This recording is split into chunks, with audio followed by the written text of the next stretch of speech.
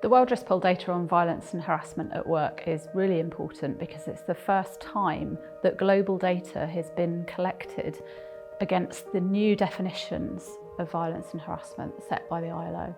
The data shows us that over 1 in 5 people, or 21% of the global population, at some point in their lifetime have experienced one of the 3 forms of violence and harassment at work that the poll measured. The unique angle included in the Lloyd's Register Foundation report is the country level data, because it provides us with much more granularity on the harm that's being experienced across the world from this issue. When you look in the report, you can actually see that it's not just the gender issues, but it's not just migration, it's age, it's education, it's all sorts of different things that come into play. And that, at the national level, can be extremely useful for policymakers. The data showed some striking regional differences in the poll. So we do see actually far higher levels of reported experience of violence and harassment at work in high-income countries, in Western countries. Now, whether that's because actually there's lower tolerance and a higher awareness of the issue within those countries than, for example, in Central and Southeastern Asian regions, where we see much lower rates of reporting.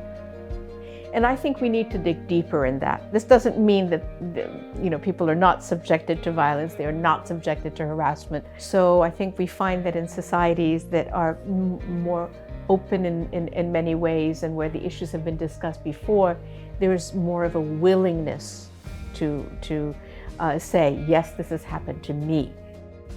We asked within the poll why people didn't report their experience. So if we look at migrant women, we find that 60% of those women said that the reporting process was unclear, and more than 1 in 2 of those women said that they didn't know how to report what had happened to them. And I think this dovetails with the fact that in many cases, violence and harassment is addressed to people who are being discriminated against in multiple ways. The data shows us that if an individual has experienced violence and harassment in the workplace, they're very likely to then experience it again. So, for example, if we look at the individuals who report experiencing psychological harm in the workplace, 3 in 5 of those individuals have experienced psychological harm 3 or more times. So again, there's a very clear policy implication here, and clear action for employers to make sure that, particularly for vulnerable groups within their workforce, they know how to report it, and that process is very, very clear. And if an individual reports violence and harassment in the workplace, you can't dismiss it as a one-off, because it's likely to happen again. And that's a really, really important message that can spur action on this important issue. So at company level, you need your policies, you need your zero tolerance approaches, you need training and prevention mechanisms, you need to educate people.